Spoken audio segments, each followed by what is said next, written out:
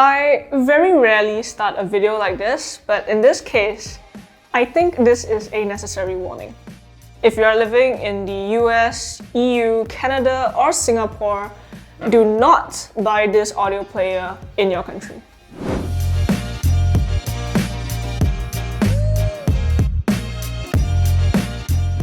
Hey guys, we have the Sony NW-ZX707 Walkman audio player with us today, and while it is a good player, if you're living in the aforementioned countries, it's best for you not to buy the player in your country.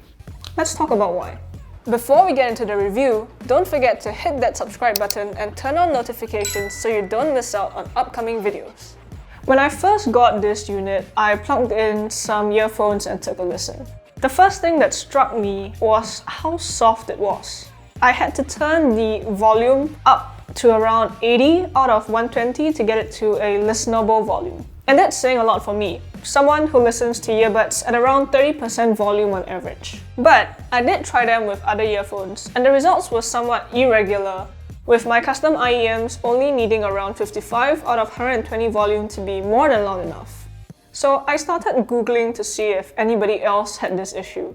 And I found out that there are actually two versions of the ZX707 Walkman.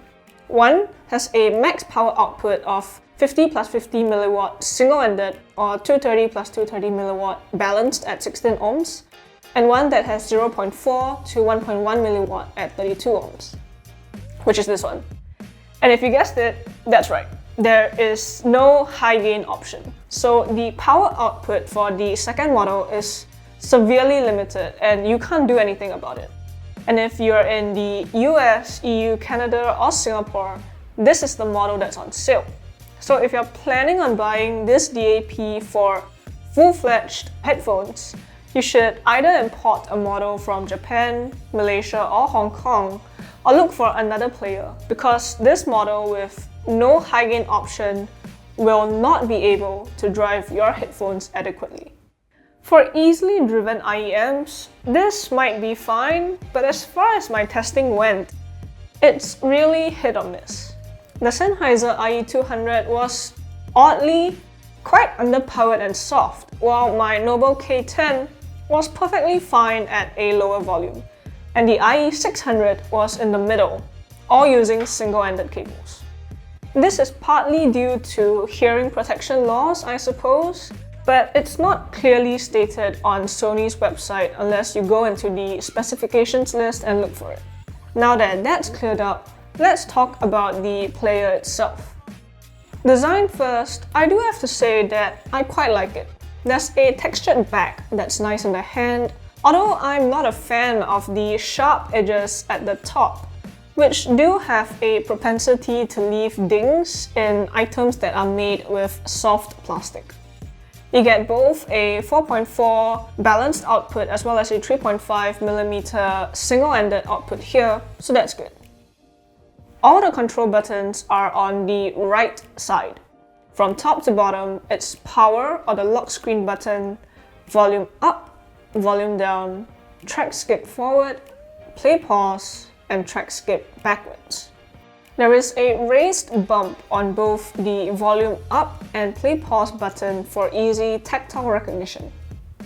On the left side, you get a micro SD slot, and at the bottom, there's a USB-C port as well as a lanyard hole. Inside, while we don't know what chip it's using, we can see that there's 4GB of RAM. Honestly, performance is a little hit or miss too. When operating at the base level, opening apps and such, it's relatively snappy. The issue comes when I'm skipping tracks in the Sony music player. Sometimes it's really fast. Others, there's a 5 to 6 second delay before the button press registers and the track actually skips. Not great, but again, it's not the case for every instance. The player is running on Android 12 and comes with a 5-inch touchscreen display. You'll be able to download streaming apps like Tidal or Apple Music and stream to your wireless earbuds if you so prefer. There's an equalizer built in along with DSEE Ultimate Upscaling, a vinyl processor option, DSD remastering and more. Additionally, if you're using the Sony Music Player app, it can unfold MQA files as well. As for battery life, Sony claims up to 25 hours of 44.1 kHz FLAC playback and up to 23 hours of 96 kHz FLAC playback when using the Sony Music Player, or up to 22 hours in offline mode, even when streaming music. I found that's generally accurate, if a bit on the high side, seeing that I had to boost the volume up, which meant that I got a little less battery life than expected at around 17 hours with Wi-Fi and Bluetooth turned on, and around 20-ish hours when both of them were turned off. But let's talk about sound quality, because that's really what's most important. Sony has always had a pretty identifiable sound, warm, lush, and more dynamic than analytical. And that warmth is what you'll most likely notice first here.